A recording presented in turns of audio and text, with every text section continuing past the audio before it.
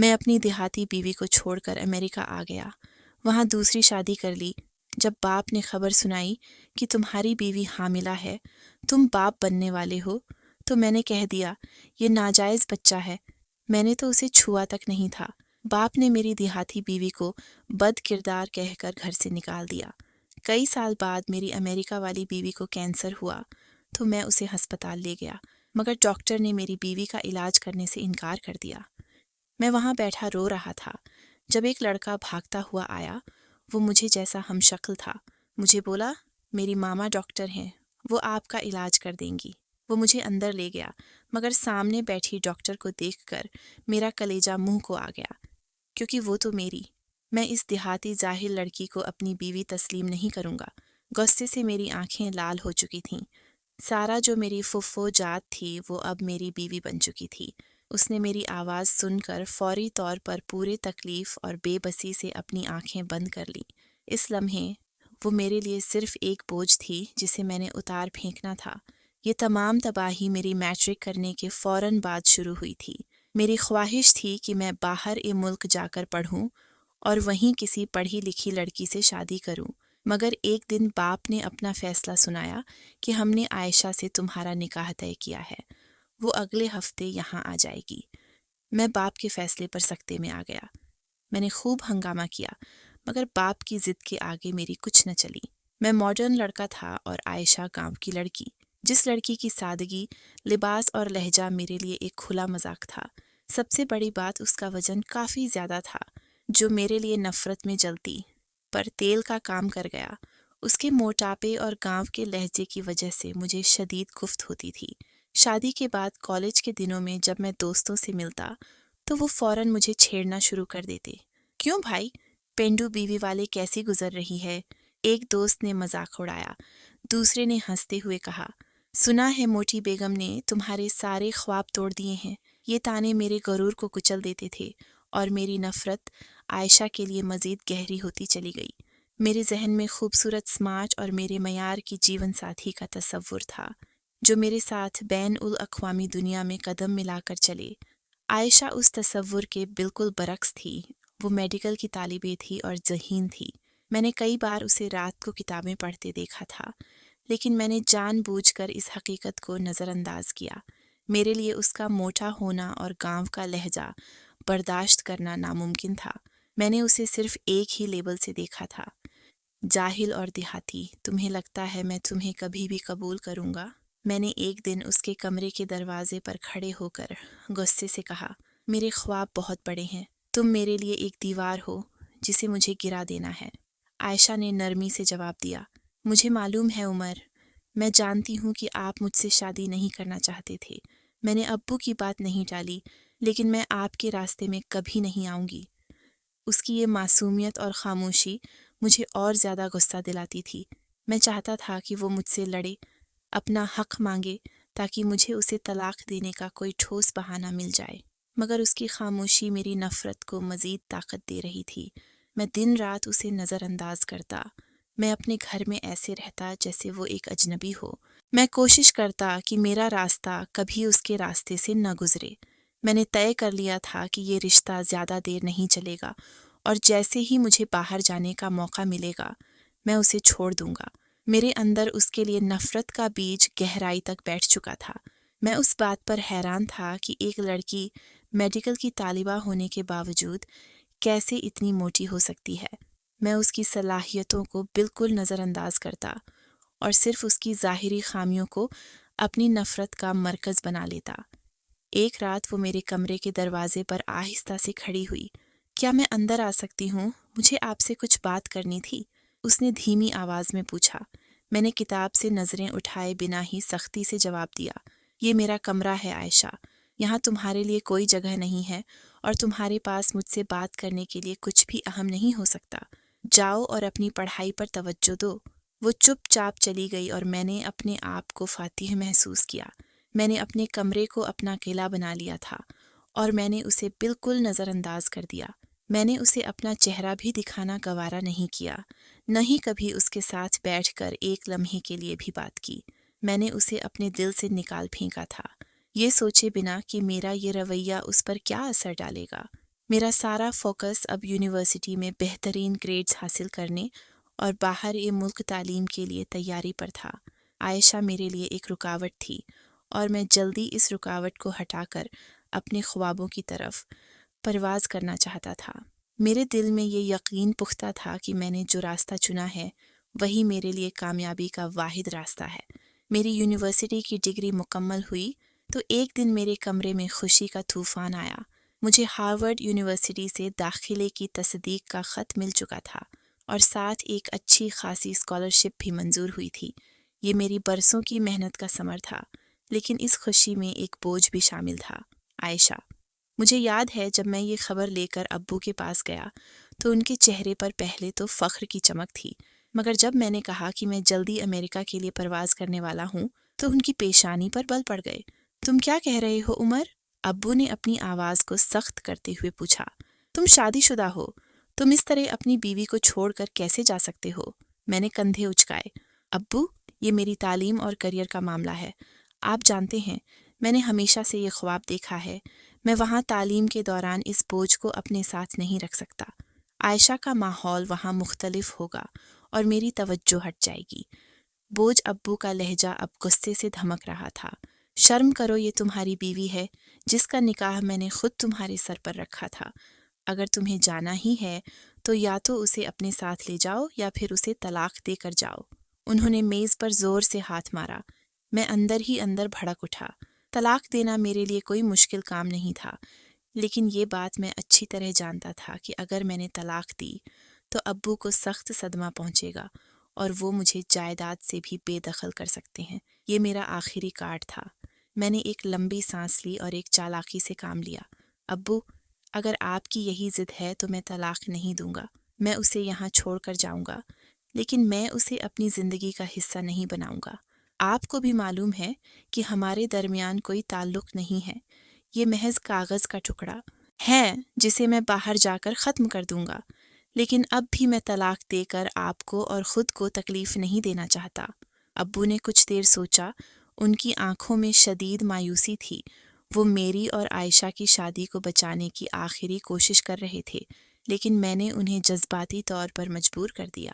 اچھا ٹھیک ہے، تم اپنی تعلیم کے پیچھے بھاگو، لیکن یاد رکھنا تم اس رشتے کو دھوکے میں رکھ کر جا رہے ہو۔ تمہارا یہ عمل تمہارے لیے تباہی کا سامان پیدا کرے گا۔ ابو نے سر جھکا لیا اور کمرے سے باہر نکل گئے۔ ان کی نظروں میں جو مایوسی تھی وہ مجھے اس وقت بھی چبھ گئی، مگر میرے خواب کے سامنے سب کچھ نیچ تھا۔ میں نے 2 ہفتوں میں اپنی تمام تیاری مکمل کر لی۔ اس دوران میرا عائشہ سے کوئی مکالمہ نہیں ہوا۔ وہ اپنے کمرے میں رہتی اور میں اپنے کمرے میں۔ ہماری شادی کو تقریباً 2 سال گزر چکے تھے اور ان 2 سالوں میں ہماری ملاقاتیں صرف اتفاقی طور پر کچن یا لان میں ہوئی تھیں۔ اس نے کبھی مجھ سے شکایت نہیں کی، نہ ہی کبھی مجھ سے پیار یا توجہ مانگی۔ وہ ایک خاموش بھولی بھالی لڑکی تھی، مگر میرے لیے اس کے موٹاپے اور دیہاتی پس منظر سے زیادہ کوئی چیز قابل نفرت نہیں تھی۔ آخری دن ایئرپورٹ جانے سے چند گھنٹے پہلے مجھے ڈرائنگ روم میں اس کا سامنا کرنا پڑا۔ وہ سامان کے پاس خاموشی سے کھڑی تھی۔ اس کے چہرے پر کوئی تاثر نہیں تھا، جیسے وہ پتھر کی بنی ہوئی ہو۔ مجھے لگا کہ شاید یہ آخری موقع ہے کہ میں اسے تھوڑا بہت اپنائیت دکھاؤں، لیکن میری انا اور نفرت نے مجھے روک دیا۔ سنو، میں نے سرد لہجے میں کہا جیسے کسی اجنبی سے بات کر رہا ہوں۔ اس نے اپنا سر اوپر اٹھایا۔ پہلی بار میں نے اس کی آنکھوں میں ایک گہرا سمندر دیکھا۔ ان آنکھوں میں کچھ تھا جو میری نفرت کو بھی پگھلا سکتا تھا، مگر میں نے فوراً اپنی آنکھیں پھیر لیں۔ تمہارا انتظار بیکار ہے، میں نے گویا اپنی جیت کا اعلان کیا۔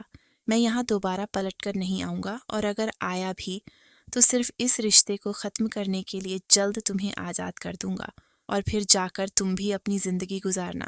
میں نے یہ الفاظ اس کے دل میں خنجر کی طرح اتار دیے۔ میں نے اس کے جذبات کا ذرہ بھی خیال نہیں کیا۔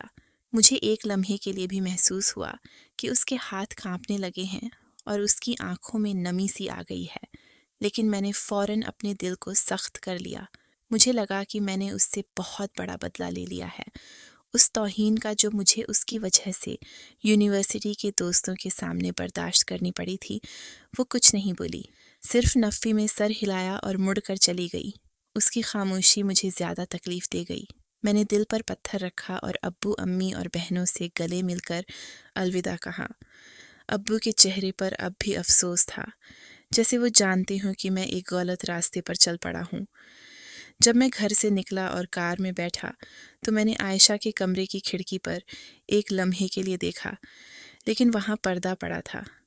میں ایئرپورٹ پہنچا اور میرا جہاز ہوا میں بلند ہوا۔ میرے ذہن میں صرف امریکہ کا روشن مستقبل تھا، جہاں کوئی پینڈو بیوی یا موٹی بیگم والے کے طعنے نہیں ہوں گے۔ میرے ہاتھ میں طلاق کے وہ کاغذات تھے جنہیں میں نے ابو کے سامنے استعمال نہیں کیا تھا، مگر میں نے دل میں ارادہ کر لیا تھا کہ امریکہ پہنچتے ہی میں انہیں بھیج دوں گا اور یہ بوجھ ہمیشہ کے لیے اپنے سر سے اتار دوں گا۔ جہاز کی کھڑکی سے بادلوں کو دیکھتے ہوئے میں نے اپنے آپ سے ایک وعدہ کیا کہ میں واپس آ کر اس نام نہاد رشتے کو ختم کر دوں گا۔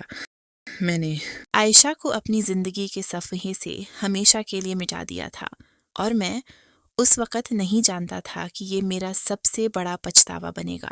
مجھے اپنی آزادی سے زیادہ کوئی چیز عزیز نہیں تھی، اور میں نے اس آزادی کی قیمت ایک معصوم انسان کے دل اور اپنے باپ کی خوشی سے ادا کر دی تھی۔ یہ پرواز صرف امریکہ کی نہیں تھی، بلکہ میری اپنی اخلاقی قدروں اور انسانیت سے دوری کی پرواز تھی۔ میں پوری طرح خود غرضی کی دلدل میں پھنس چکا تھا۔ امریکہ پہنچ کر میری زندگی میں ایک دم سے تبدیلی آئی۔ وہاں کی تیز رفتار زندگی، مکمل آزادی اور کسی بھی قسم کی روک ٹوک نہ ہونا مجھے بہت اچھا لگا۔ میں نے فوراً یونیورسٹی میں داخلہ لیا اور اپنی پڑھائی میں مبتلا ہو گیا۔ یہ ایک بالکل نئی دنیا تھی جہاں میرے ملک کے خاندانی بندھن، رسم و رواج اور میرے کیے ہوئے فیصلوں کی کوئی اہمیت نہیں تھی۔ میں نے سب سے پہلے یہی فیصلہ کیا کہ مجھے اب مکمل طور پر آزاد ہو جانا۔ تقریباً 1 سال گزرا تھا کہ میری ملاقات سارہ سے ہوئی، جو میری یونیورسٹی میں ہی تھی۔ وہ ایک خوبصورت ماڈرن امریکن لڑکی تھی جس کی شخصیت میں ایک بولڈ انداز تھا۔ سارہ میری سوچ کے عین مطابق تھی، سماج کو عاجزانہ انداز میں جینے والی، کسی بھی قسم کے جذباتی بوجھ سے آزاد۔ اس کی پتلی جسمت، خوبصورت مسکراہٹ اور آزاد خیالی نے مجھے اس کی طرف کھینچ لیا۔ میں نے تو خوابوں میں بھی ہمیشہ ایسی ہی زندگی سوچی تھی۔ بہت جلد میں نے اپنے خاندان اور اپنی پرانی زندگی کے تمام تعلقات کو بالائے طاق رکھتے ہوئے سارہ سے شادی کر لی، یہ جانتے ہوئے بھی کہ عائشہ قانونی طور پر اب بھی میری بیوی ہے۔ میں نے سارہ کو اپنا جیون ساتھی بنا لیا۔ میرے لیے عائشہ صرف ایک ماضی کا پچھتاوا تھی جسے میں نے بہت پہلے ہی اپنے ذہن سے نکال دیا تھا۔ میں نے فون اٹھایا اور ابو کو اپنی دوسری شادی کے بارے میں بتایا۔ ابو، میں نے شادی کر لی ہے، میں نے سارہ سے شادی کی ہے۔ میں نے مختصر اور ٹھوس الفاظ میں اپنی بات کہی۔ دوسری طرف مکمل خاموشی چھا گئی، ایسی خاموشی جو میری ریڑھ کی ہڈی میں سردی اتار گئی۔ میں انتظار کر رہا تھا کہ وہ مجھ پر چیخیں گے، ناراض ہوں گے، لیکن خاموشی زیادہ خوفناک تھی۔ پھر ایک اور آواز آئی، مگر وہ آواز میرے پیارے ابو کی نہیں تھی۔ وہ کسی پتھر کی طرح سخت اور خالی تھی۔ تم نے ہمارا سر شرم سے جھکا دیا ہے عمر۔ تم نے اپنی ماں، بہنوں اور خاندان کو کیا منہ دکھانے کے لائق چھوڑا ہے؟ ایک دیہاتی لڑکی کو بیوی تسلیم نہیں کر سکے تو کیا تمہیں دوسری لڑکی سے شادی کرنے کا حق مل گیا؟ ابو کی آواز میں شدید درد اور مایوسی تھی۔ میں نے بات کو سنبھالنے کی کوشش کی۔ ابو، یہ میرا فیصلہ ہے۔ عائشہ سے میرا کوئی تعلق نہیں تھا، اور ابو نے میری بات کاٹی۔ بس کرو، اب اس گھر کے لیے تمہارا کوئی حق باقی نہیں رہا۔ ہمارا تم سے، تمہاری تعلیم سے، تمہارے امریکہ سے کوئی واسطہ نہیں۔ تم آج سے ہمارے لیے مر چکے ہو۔ اور پھر فون بند ہو گیا۔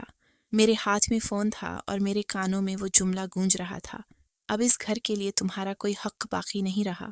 میرا باپ، جس سے میں سب سے زیادہ پیار کرتا تھا اور جس کے فخر کے لیے میں یہ سب کچھ کر رہا تھا، اب مجھ سے شدید ناراض تھا۔ میں نے فوراً عائشہ کو طلاق کے کاغذات بھیج دیے تاکہ میں اپنے آپ کو اپنے جرم کے احساس سے آزاد کر سکوں۔ میں نے سوچا کہ اب میں آزاد ہوں۔ 3 دن بعد مجھے طلاق نامے پر دستخط شدہ جواب ملا۔ اس نے بنا کوئی سوال کیے، بنا کوئی شکایت کیے مجھے ہمیشہ کے لیے آزاد کر دیا۔ مجھے لگا کہ میں نے خود کو آزاد کر لیا، لیکن اندر ہی اندر کوئی خلا پیدا ہو رہا تھا جسے میں نظر انداز کر رہا تھا۔ سارہ اور میری زندگی شروع میں تو بہت اچھی رہی۔ میں نے اسے مہنگے سے مہنگے تحفے دیے اور اس کی ہر خواہش پوری کی۔ میں نے اس کے لیے خوبصورت اپارٹمنٹ لیا اور خوبصورت فرنیچر سے اسے سجایا۔ ہر ہفتے پارٹی ہوتی، دوست آتے اور میں اس رنگین زندگی کا مزہ لیتا جس کا میں نے ہمیشہ خواب دیکھا تھا۔ لیکن جلدی اس خوبصورت زندگی کے پیچھے چھپا بھیانک چہرہ میرے سامنے آنے لگا۔ سارا کی ترجیحات بہت واضح تھی اسے میرا نہیں میرے پیسے سے پیار تھا۔ وہ ایک عیاش طبیعت کی تھی اور میرا مالی فائدہ اٹھانا اس کی پہلی ترجیح تھی۔ اگر میں اسے کوئی مہنگا تحفہ یا نئی کار نہیں دیتا تو اس کا رویہ فوراً بدل جاتا تھا۔ ایک رات میں نے اسے کسی دوسرے شخص کے ساتھ بات کرتے ہوئے سنا۔ ہاں، اس کے پاس بہت پیسہ ہے اور میں ابھی اس کے ساتھ ہوں، فکر نہ کرو، جیسے ہی مجھے اس کی ڈگری ملے گی میں اسے چھوڑ دوں گی۔ اس نے شاید مجھے غصہ دلانے کے لیے یہ بات کہی یا شاید یہ اس کی حقیقت تھی۔ میرے دل کو شدید چوٹ لگی۔ جس آزادی، محبت اور سمارٹنس کے پیچھے میں بھاگا تھا وہ سب ایک جھوٹ نکلا۔ میرا گھر اب ایک ٹھنڈی اور خالی جگہ بن چکا تھا۔ میں نے اپنی تمام توجہ پڑھائی پر مرکوز کر دی۔ میرے پاس سارا سے تعلق ختم کرنے کی ہمت نہیں تھی کیونکہ مجھے اس بات کا ڈر تھا کہ میں امریکہ میں بالکل تنہا ہو جاؤں گا۔ میری ازدواجی زندگی ایک عذاب بن چکی تھی اور میرے دل پر ایک بوجھ تھا کہ میں نے ایک معصوم انسان عائشہ کو صرف اپنی خود غرضی کی وجہ سے چھوڑا تھا۔ میرے والد کی ناراضگی ہر وقت میرے ذہن میں گونجتی رہتی تھی۔ میری زندگی باہر سے روشن تھی مگر اندر سے میں ٹوٹ رہا تھا۔ سارا نے مجھے مکمل طور پر مالی اور جذباتی طور پر نچوڑنا شروع کر دیا تھا اور میں اس عذاب سے نکلنے کا راستہ تلاش کر رہا تھا۔ میری دنیا جس پر مجھے فخر تھا اب میرے لیے ایک جیل بن چکی تھی جس کی سلاخیں میں نے خود اپنے لیے بنائی تھیں۔ مجھے شدت سے اپنے والدین کے پیار اور گھر کی یادیں آنے لگیں مگر میں اب پلٹ نہیں سکتا تھا کیونکہ میں نے پیچھے ہر رشتہ توڑ دیا تھا۔ سارا کے ساتھ میری دوسری شادی کی ناکامی نے میری زندگی کو پاش پاش کر دیا تھا۔ جس آزادی اور خوشی کی تلاش میں نے اپنا گھر، اپنا وقار اور اپنا پہلا رشتہ داؤ پر لگا تھا وہ سب دھوکہ ثابت ہوا۔ سارا کی مسلسل بے وفائی اور بد کرداری نے مجھے توڑ کر رکھ دیا تھا۔ اس کی عیاشیوں اور میرے پیسے کو غیر ذمہ داری سے اڑانے کے واقعات نے مجھے یہ تسلیم کرنے پر مجبور کر دیا کہ میں نے ایک بہت بڑی غلطی کی تھی۔ آخر کار شدید ذہنی دباؤ اور دل کے ٹوٹنے کے بعد میں نے وہ قدم اٹھایا جس سے میں خوفزدہ تھا۔ ایک سخت اور تلخ بحث کے بعد میں نے سارا کو طلاق دے دی۔ مجھے تقریباً خالی کر دیا تھا۔ میں تنہا ہو گیا تھا۔ میری تعلیم مکمل ہو چکی تھی، ایک اچھی نوکری بھی تھی، لیکن میرا گھر بالکل خالی تھا۔ مجھے شدید تنہائی اور پچھتاوے نے گھیر لیا تھا۔ میں ہر وقت اپنے باپ، اپنی امی اور پرانے گھر کی یادوں میں کھویا رہتا تھا۔ مجھے بار بار ابو کے وہ الفاظ یاد آتے تھے کہ تم نے ہمارا سر شرم سے جھکا دیا ہے۔ کاش میں نے ان کی بات سنی ہوتی۔ میں نے سارا کے ساتھ 5 سال گزارے تھے اور وہ 5 سال ایک عذاب سے کم نہیں تھے۔ مجھے اب احساس ہو رہا تھا کہ رشتے کی اصل قدر سکون میں ہوتی ہے، ظاہری خوبصورتی یا ماڈرنپن میں نہیں۔ ایک شام میرا دل بہت بوجھل تھا۔ میں نے شہر کے ایک پرسکون پارک میں جا کر بینچ پر بیٹھ گیا۔ سورج غروب ہو رہا تھا اور پارک میں ہلچل کم ہو رہی تھی۔ میں اپنی زندگی کی غلطیوں پر سوچ رہا تھا کہ میری نظر ایک پیارے سے ہنستے ہوئے بچے پر پڑی جو بینچ کے قریب فٹ بال سے کھیل رہا تھا۔ اس کی ہنسی بہت معصوم تھی اور اس کی شکل میں ایک عجیب سی کشش تھی جو مجھے اپنی طرف کھینچ رہی تھی۔ وہ بچہ کھیلتا ہوا میرے قریب آیا اور اس کی بال میرے قدموں میں آ کر رک گئی۔ میں نے مسکرا کر بال اسے واپس دی۔ ہیلو، تم اکیلے کھیل رہے ہو؟ میں نے پوچھا۔ وہ مسکرایا اور اس کی مسکراہٹ نے میرے دل میں عجیب سی ٹھنڈک پیدا کی۔ ہیلو، میرا نام علی ہے، اس نے صاف گوئی سے کہا۔ اور نہیں، میں اکیلے نہیں ہوں، میری ماما یہیں قریب ہیں۔ میں نے اس سے پوچھا کہ اس کے پاپا کہاں ہیں تو اس نے معصومیت سے جواب دیا، میرے پاپا تو آسمان پر ستاروں کے پاس چلے گئے ہیں۔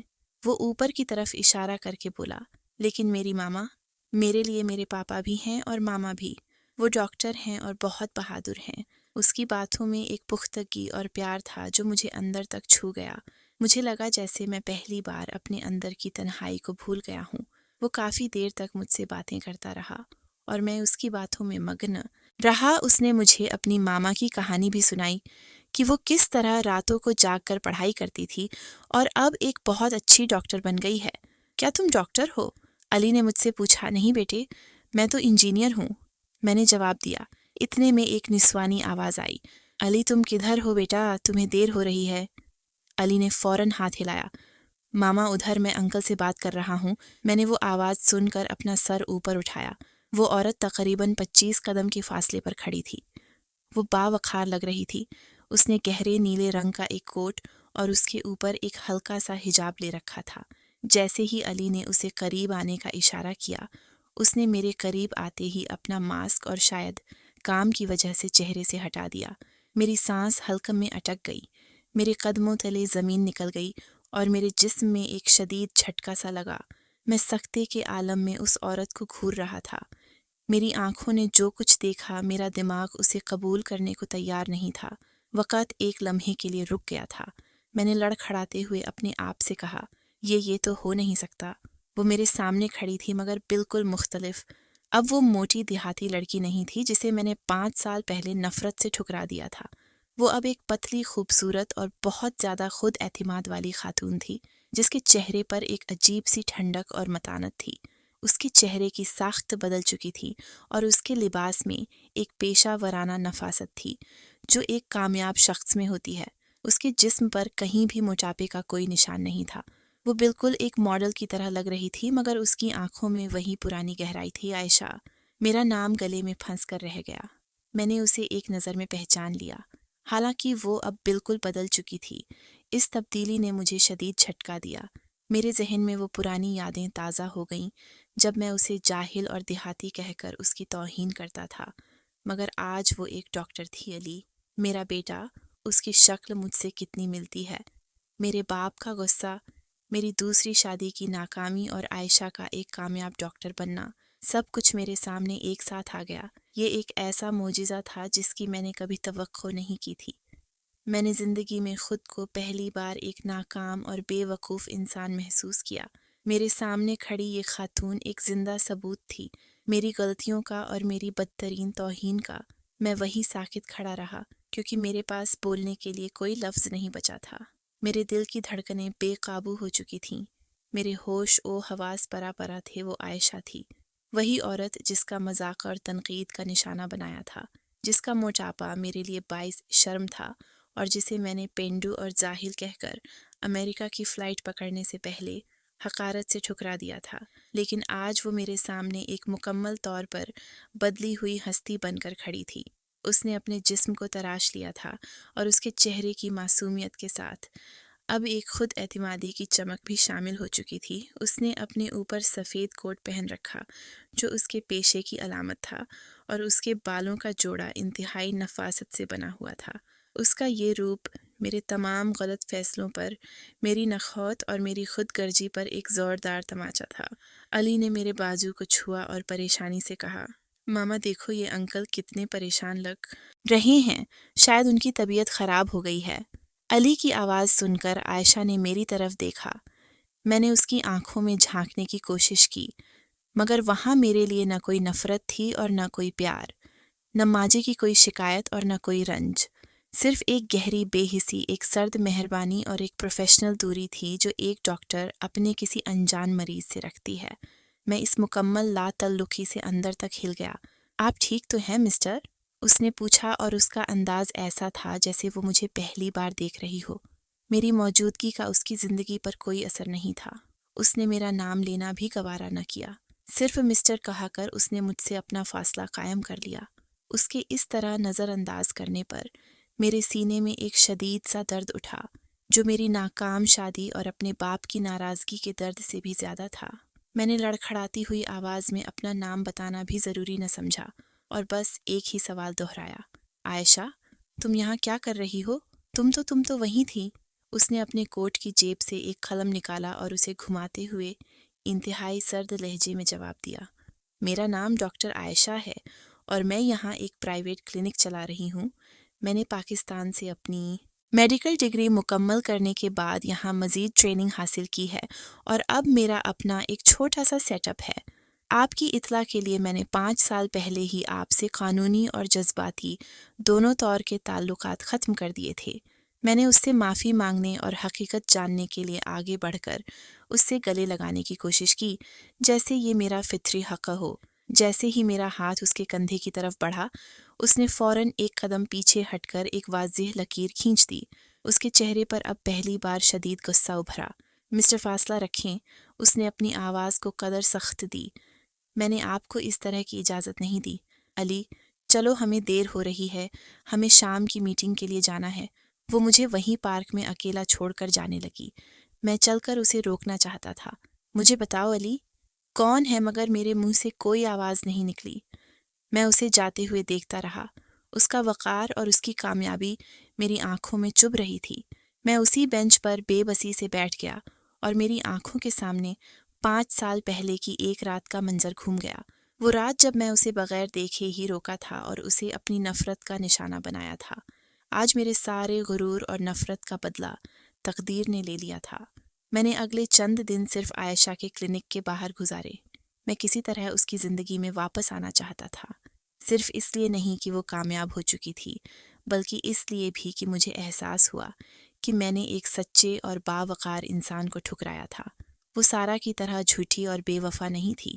میں نے اس کے لیے پھول اور مہنگے تحفے بھیجے، مگر اس نے سب کچھ وہیں واپس کروا دیا، یہ جانتے ہوئے بھی کہ عائشہ قانونی طور پر میری پہلی بیوی تھی۔ اس نے مجھے کوئی اہمیت نہیں دی اور یہ میرے لیے سب سے بڑی شکست تھی۔ میں نے اپنے موبائل سے اس کی پرانی اور نئی تصویروں کو ایک ساتھ دیکھا۔ موٹاپا ختم ہو چکا تھا، پینڈو پن غائب ہو چکا تھا، لیکن وہ آنکھیں جو میں نے 5 سال پہلے ٹھکرائی تھیں، اب ان میں ایک چمک تھی جو مجھے کھینچ رہی تھی۔ میں نے اپنا فیصلہ کر لیا تھا کہ میں علی کی حقیقت اور عائشہ کے دل کی دیواریں توڑ کر رہوں گا۔ عائشہ کے کلینک کے باہر میرے انتظار کو 1 ہفتہ گزر چکا تھا۔ میں نے یہ وقت اس امید پر خرچ کیا کہ کسی طرح عائشہ میری موجودگی کو تسلیم کر لے اور میرے اندر کے پچھتاوے کو سمجھ سکے۔ وہ مجھے مکمل طور پر نظر انداز کر رہی تھی، لیکن علی کا معصوم چہرہ اور میری طرف اس کا جھکاؤ مجھے ہر روز پارک تک کھینچ لاتا تھا۔ میں ہر روز شام کو پارک میں جاتا تاکہ علی کے ساتھ کچھ وقت گزار سکوں۔ علی بہت جلد مجھ سے مانوس ہو گیا تھا اور مجھے اچھے انکل کہنے لگا تھا۔ میں نے محسوس کیا کہ اس کی شکل، اس کے ہنسنے کا انداز اور اس کے کھیلنے کا جوش بالکل میرے بچپن کی طرح لگتا ہے۔ یہ احساس میرے یقین کو پختہ کر رہا تھا کہ علی میرا ہی بیٹا ہے۔ میرا دل ہر روز اس بچے کی طرف مزید کھینچا چلا جا رہا تھا اور مجھے اپنے اندر ایک باپ کا پیار شدید سے محسوس ہونے لگا تھا۔ ایک شام علی جب فٹ بال لے کر دور چلا گیا تو میں نے موقع غنیمت جانا۔ عائشہ بینچ پر بیٹھی کوئی کتاب پڑھ رہی تھی۔ میں اس کے قریب گیا اور بڑی احتیاط سے اس کا ہاتھ تھام لیا۔ اس کا ہاتھ تھامتے ہی مجھے ایک شدید بجلی کا جھٹکا سا لگا، وہی بجلی جو میں نے سارا کے ساتھ کبھی محسوس نہیں کی تھی۔ عائشہ نے حیرت اور غصے سے اپنا ہاتھ چھڑانے کی کوشش کی، مگر میں نے مضبوطی سے پکڑ رکھا تھا۔ عائشہ، جھوٹ مت بولو، میں مزید یہ ڈھونگ برداشت نہیں کر سکتا۔ میری آواز دباؤ اور بے چینی سے بھری ہوئی تھی۔ یہ لڑکا علی، یہ میرا بیٹا ہے نا؟ مجھے سچ بتاؤ، میں نے تقریباً چیخ کر سوال کیا۔ میرا اچانک دباؤ اور ہاتھ پکڑنے کا عمل عائشہ کے لیے غیر متوقع تھا۔ اس کا چہرہ ایک لمحے کے لیے پتھر پڑ گیا، جیسے اس کا سب سے بڑا راز افشا ہو گیا ہو۔ لیکن وہ عائشہ نہیں تھی جسے میں نے 5 سال پہلے چھوڑا تھا۔ اس نے فوراً اپنے آپ کو سنبھالا اور اس کی آنکھوں میں وہ سرد بے حسی دوبارہ لوٹ آئی۔ اس نے ایک جھٹکے سے اپنا ہاتھ چھڑایا۔ مسٹر، آپ حد پار کر رہے ہیں، اس نے اپنے پروفیشنل کوٹ کو ٹھیک کرتے ہوئے سخت لہجے میں کہا۔ آپ غلط فہمی کا شکار ہیں اور میں آپ کو خبردار کرتی ہوں کہ آپ کی یہ حرکت قابل قبول نہیں ہے۔ کون سی غلط فہمی؟ میں غصے سے کھڑا ہو گیا۔ تمہارے بیٹے کی پیدائش اور میرا امریکہ جانا، یہ سب ایک ہی وقت میں ہوا ہے۔ میں نے تمہیں طلاق بھیجنے سے پہلے تعلق ختم کیا تھا۔ تم کیسے کہہ سکتی ہو کہ میں اس کا باپ نہیں ہوں؟ اس نے اپنی آنکھوں میں ایک شدید درد بھرتے ہوئے کہا۔ علی میرا بیٹا ہے اور اس کے باپ کی موت 5 سال پہلے ہو چکی ہے۔ اس کا لہجہ بالکل دو ٹوک تھا، جیسے اس حقیقت پر مزید بحث کی کوئی گنجائش ہی نہیں۔ اس کا جواب مجھے اندر تک زخمی کر گیا۔ وہ علی کے باپ کو مردہ کہہ رہی تھی۔ میرے لیے یہ الفاظ ایسے تھے جیسے مجھے سینے میں گولی مار دی گئی ہو۔ میں نے چلا کر کہا، تم کیسے کہہ سکتی ہو؟ میں اس کا باپ ہوں، میں نے ہی تمہیں چھوڑا تھا، مگر تم مجھے میرے بچے سے محروم نہیں کر سکتی۔ میرا حق ہے۔ اس پر ایک جذباتی لمحہ تھا جہاں میں اپنی تمام غلطیوں کو تسلیم کرتے ہوئے اپنا باپ ہونے کا حق مانگ رہا تھا۔ یہ پہلا موقع تھا کہ میں نے اپنی غلطی کا اقرار کیا کہ میں نے اسے چھوڑا تھا۔ عائشہ کے چہرے پر ایک تلخ مسکراہٹ ابھری اور وہ میری اس جھوٹی ہمدردی کو سن کر ہنس پڑی۔ اس کی ہنسی میرے لیے طنز تھی۔ 5 سال پہلے کہاں تھا یہ حق جب آپ مجھے چھوڑ کر جا رہے تھے اور آپ کے کاغذات میں میرا وجود بھی نہیں تھا۔ میں آپ کو ایک بات بتاتی ہوں مسٹر، میں نے سارا کو طلاق دے دی ہے۔ میں نے اس سے قائل کرنے کی کوشش کی اور میں نے صرف تم سے پیار کیا تھا۔ وہ ایک غلطی تھی، ایک عارضی کشش۔ عائشہ نے اپنا پرس اٹھایا اور میرے قریب آ کر اپنی آنکھوں میں غصہ بھرتے ہوئے بولی، پیار آپ نے مجھے کبھی پیار نہیں کیا۔ آپ نے ہمیشہ میری توہین کی ہے۔ آپ نے میرے موٹاپے، میری سادگی اور میرے گاؤں کی پس منظر کی توہین کی۔ آپ نے مجھے جاہل کہا۔ آپ نے مجھے بہت سمجھا۔ پیار میں تو قربانی دی جاتی ہے اور آپ نے صرف قرار حاصل کیا۔ اس نے اپنا پرس مضبوطی سے پکڑا اور اپنی بات کا آخری حصہ مزید سخت کیا۔ میں نے اب یہ زندگی بہت مشکل سے بنائی ہے۔ تنہا اب میری زندگی میرے بیٹے کے ساتھ ہے اور آپ کے اس میں واپس آنے کی کوئی گنجائش نہیں ہے۔ آپ کی حیثیت میرے لیے ایک گزرے ہوئے سائے سے زیادہ نہیں ہے۔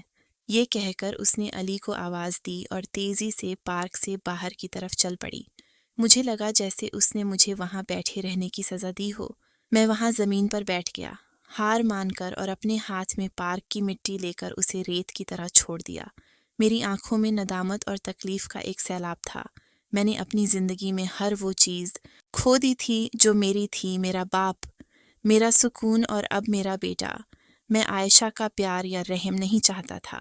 میں صرف اپنے بیٹے کے ساتھ وقت گزارنا چاہتا تھا اور میں اس سے محروم ہو رہا تھا۔ اس کے جانے کے بعد میں نے قسم کھائی کہ میں اس بات کو نہیں مانوں گا کہ علی کا باپ مر چکا ہے۔ میں اپنا حق لے کر رہوں گا، چاہے مجھے اس کے لیے جو کچھ بھی کرنا پڑے۔ عائشہ کی سرد مہربانی اور علی کی حقیقت جاننے کی تڑپ مجھے امریکہ میں مزید ٹکنے نہیں دے رہی تھی۔ میں نے اپنا سامان باندھا اور اپنے باپ سے ملنے اپنے پرانے گھر واپس آ گیا۔ 5 سال بعد گھر کی دہلیز پر قدم رکھنا ایک اجنبی کی طرح تھا۔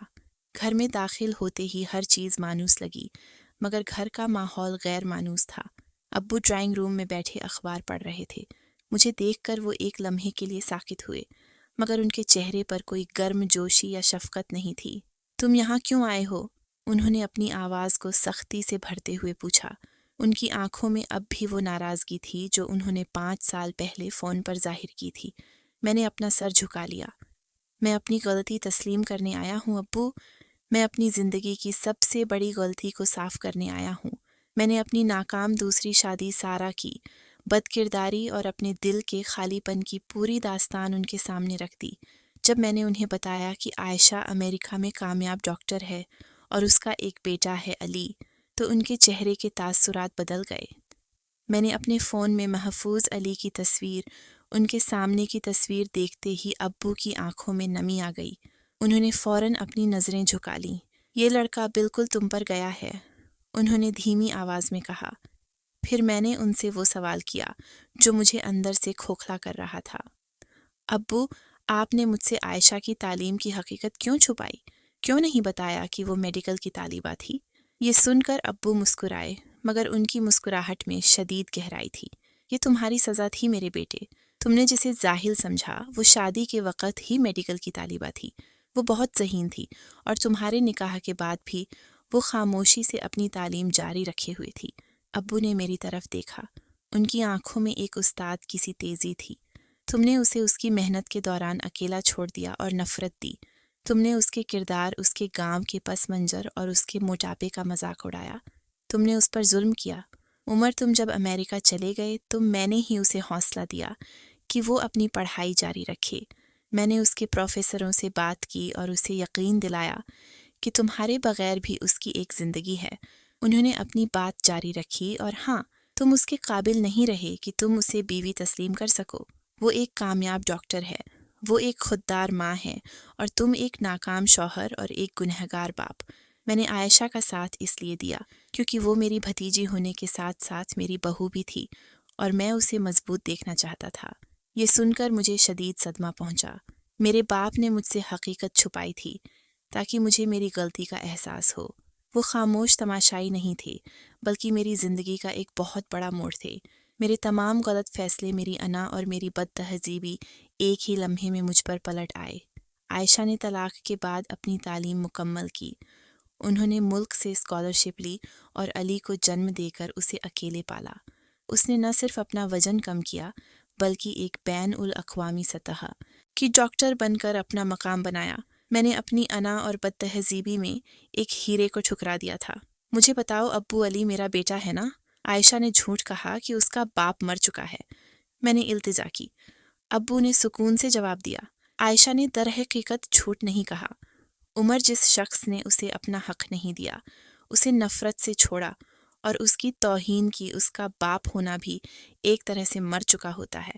علی کے لیے اس کے باپ کا وجود نہیں ہے، یہ اس کا سچ ہے۔ ان کے الفاظ میرے دل کو چھلنی کر گئے۔ میں نے اپنے باپ کے قدموں میں گر کر روتے ہوئے کہا، میں جانتا ہوں میں نے بہت بڑی غلطی کی ہے، مجھے معاف کر دیں۔ ابو، میں سب کچھ ٹھیک کرنا چاہتا ہوں، میں عائشہ اور علی کو واپس لانا چاہتا ہوں، مجھے ایک موقع دیں۔ میرے اندر نفرت کی جگہ پچھتاوا، شرمندگی اور اس کے لیے گہری محبت پیدا ہو چکی تھی۔ مجھے عائشہ کی کامیابی پر فخر محسوس ہو رہا تھا اور مجھے اپنے آپ پر شدید شرمندگی تھی۔ ابو نے پہلی بار مجھے گلے لگایا، مگر ان کے گلے لگانے میں اب وہ پرانی شفقت نہیں تھی بلکہ ایک سبق آموز سختی تھی۔ انہوں نے کہا، جاؤ اپنے آپ کو اسے ثابت کرو، اس کی محبت، اس کی عزت اور اس کا اعتماد دوبارہ جیتو۔ یہ ایک مشکل راستہ ہوگا، لیکن اگر تم واقعی بدل چکے ہو تو اللہ تمہاری مدد کرے گا۔ مجھے اپنے باپ کا پیار دوبارہ حاصل ہو گیا تھا، مگر اب میرا اگلا اور آخری امتحان عائشہ کے سامنے تھا۔ ملاقات کے بعد میں فوراً امریکہ واپس آ گیا۔ میرے دل میں ندامت اور ایک نئے عزم کی آگ روشن تھی۔ میری زندگی کا مقصد اب صرف عائشہ کا اعتماد اور اپنے بیٹے علی کا پیار حاصل کرنا تھا۔ میں نے اپنے کریئر سے ایک وقفہ لیا اور دن رات صرف عائشہ کی کلینک کے باہر انتظار کرنا شروع کر دیا۔ میرے ہاتھ میں ہر روز تازہ پھول ہوتے اور میں کئی ہفتوں تک وہیں کھڑا رہا، بارش ہو یا تیز دھوپ۔ میں نے ہر روز اس سے ملاقات کی، درخواست کی ہر صبح کلینک کھلنے سے پہلے ایک معذرت نامہ اور ایک پھولوں کا گلدستہ اس کے ڈیسک پر رکھواتا، مگر وہ میری ہر کوشش کو سختی سے ٹال دیتی۔ اس کا رویہ ایک پتھر کی دیوار کی مانند تھا جس پر میرے پچھتاوے کے الفاظ کوئی اثر نہیں کر رہے تھے۔ ایک دن میں نے دیکھا کہ عائشہ کلینک سے نکل کر تیزی سے جا رہی ہے۔ میں نے دلیرانہ قدم اٹھایا اور اس کا تعاقب کیا۔ جب وہ ایک پبلک پارکنگ میں اپنی گاڑی کے قریب پہنچی تو میں نے اسے بازو سے پکڑ لیا۔ اس نے حیرت اور غصے سے میری طرف دیکھا۔ تمہیں کیا ہو گیا ہے؟ اس نے غصے سے سرگوشی کی۔ تم مجھے ہراساں کر رہے ہو، میں پولیس کو بلاؤں گی۔ بلاؤ، میں نے فوراً کہا۔ مجھے کوئی پرواہ نہیں، مجھے تم سے بات کرنی ہے، علی کے بارے میں، ہمارے بارے میں۔ میں نے اسے زبردستی مگر احتیاط سے اس کے ہاتھ سے پکڑ کر قریب کے ایک چھوٹے سے کیفے میں لے گیا۔ وہ سخت ناراض تھی، لیکن میں نے اس کے بازو کو اتنا مضبوطی سے تھاما تھا کہ وہ مزاحمت نہ کر سکی۔ کیفے میں ایک پرسکون کونے میں نے اسے بٹھایا اور آہستہ سے اس کے سامنے میز پر جھک گیا۔ میں جانتا ہوں میں نے تمہیں بہت تکلیف دی ہے، میں نے تمہاری عزت کو ٹھیس پہنچائی، تم سے تمہارا حق چھینا، میں نے تمہارے وجود کو مسلسل نظر انداز کیا۔ صرف اپنی انا کی وجہ سے میری آواز بھاری تھی، جیسے ہر لفظ ایک اقرار جرم ہو۔ میں نے گہری سانس لی۔ لیکن علی میرا بیٹا ہے، میں اس رشتے سے کبھی دستبردار نہیں ہوں گا اور تم میری پہلی بیوی ہو، مجھے ایک موقع دو۔ ایک نئے سرے سے میں نے اپنی زندگی کا سب سے جھکنے والا قدم اٹھایا، انتہائی آہستگی سے اس کے ہاتھ پر بوسہ دیا۔ یہ میری طرف سے تسلیم ایک غلطی تھا۔ میرے اس عمل کے بعد عائشہ کے چہرے کی سختی میں دراڑ پڑی۔ اس کی آنکھوں میں بھر آنے والے آنسو وہی تھے جنہیں وہ پچھلے 5 سال سے روک رہی تھی۔ تم نے مجھے برباد کر دیا تھا عمر، اس نے ٹوٹی ہوئی آواز میں کہا۔ تمہاری نفرت نے مجھے ٹکڑوں میں بانٹ دیا۔ میں ہر رات خود کو یقین دلاتی تھی کہ میں تمہارے بغیر مکمل ہوں، لیکن میں تمہیں دوبارہ وہ حق نہیں دوں گی کہ تم مجھے چھوڑ کر چلے جاؤ۔ پھر وہ رکی اور پہلی بار حقیقت پوری طرح بیان کی، جیسے سننے کی شاید میں نے کبھی کوشش ہی نہ کی۔ ہاں، یہ سچ ہے کہ علی تمہارا بیٹا ہے، اس نے نظریں جھکا کر کہا، لیکن تم سے طلاق کے بعد میں نے اپنی زندگی دوبارہ بنانے کی کوشش کی۔ میں نے ڈاکٹر حامد سے شادی کی تھی، وہ بہت اچھے انسان تھے۔ اس کی آنکھوں میں ایک نمی، ابری 1 سال پہلے ان کی موت ہو گئی اور میں دوبارہ اکیلی رہ گئی۔ تم سے نفرت کے باوجود میں نے علی کو ایک مضبوط گھر دینے کی کوشش کی تھی۔ اس کی بات سنتے ہوئے میرا دل جیسے اپنی جگہ ڈوب گیا۔ مجھے اپنی غلطیوں کا وزن پہلے سے کہیں زیادہ محسوس ہوا۔ میں نے آہستہ سے کہا، عائشہ، اگر مجھے اس وقت عقل ہوتی تو میں تمہیں کبھی نہ چھوڑتا۔ سارا کو طلاق دینا میری سزا تھی۔ اس رشتے نے مجھے سمجھایا کہ حقیقی رشتے کی قدر کیا ہوتی ہے۔ مجھے اب صرف ایک گھر چاہیے۔ تم اور علی اگلے کئی مہینے میرے لیے ایک امتحان بن گئے۔ میں ہر روز اس کے کلینک جاتا، کبھی پانی لے آتا، کبھی علی کو کھلونے دیتا، کبھی اس کے لیے آئرن شدہ کوٹ رکھ دیتا۔ میں نے اپنے پیار کو اس پر تھوپنے کی بجائے اس کے احترام سے منسلک کر دیا۔ میں نے اسے بار بار یہ یقین دلایا کہ میرا جھکاؤ کسی یاد کے لیے نہیں، ڈاکٹر عائشہ کے لیے ہے جو مضبوط ذہن والی باوقار ہیں۔ میں نے اسے وہ رقم دینے کی کوشش بھی کی جو کبھی اس کے حق کی تھی، مگر اس نے سختی سے انکار کر دیا۔ ڈاکٹر عائشہ کو کسی کے پیسے کی ضرورت نہیں ہے۔ اس ایک جملے نے مجھے محسوس کرایا کہ وہ وقت کے ساتھ اور بھی مضبوط ہو چکی ہے۔ پھر وہ رات آئی جب علی شدید بیمار پڑ گیا۔ عائشہ کو رات بھر کلینک میں رہنا پڑا۔ میں بھی وہیں رہا۔ باہر ویٹنگ روم میں بیٹھ کر میں نے اسے ہر ممکن سہولت دی۔ صبح علی کی حالت بہتر ہوئی تو وہ حیران نظروں سے بولی، تم کیوں نہیں گئے عمر؟ میں نے پرسکون لہجے میں کہا، کیونکہ میں تمہارا شوہر ہوں اور میں نے ایک بار تمہیں اکیلا چھوڑا تھا، دوبارہ نہیں چھوڑوں گا۔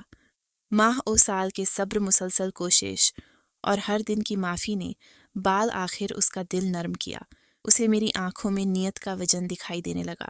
پھر ایک دن پارک میں علی کھیلتے ہوئے میرے پاس آیا اور پہلی بار مجھے پاپا کہا۔ وہ لمحہ میرے وجود کے کناروں تک روشنی بھر گیا۔ عائشہ نے مسکرا کر مجھے اجازت دی کہ میں اپنے بیٹے کو گلے لگا سکوں۔ ہم نے گھر والوں کی موجودگی میں ایک چھوٹی پرخلوص تقریب میں دوبارہ نکاح کیا۔ اس بار ہم نے دوسرے کے ہاتھ مضبوطی سے تھامے، نہ پچھتاوے کے ساتھ بلکہ امید کے ساتھ۔ ہم دونوں نے مل کر فیصلہ کیا کہ علی کو ایک مضبوط، محبت بھرے گھر کی ضرورت ہے اور ہم اسے وہ گھر دیں گے۔ آج میں کامیاب انجینئر ضرور ہوں، لیکن میرا اصل تعارف یہ ہے کہ میں ایک پچھتاوے سے بھرا ہوا شوہر اور ایک فخر سے بھرپور باپ ہوں۔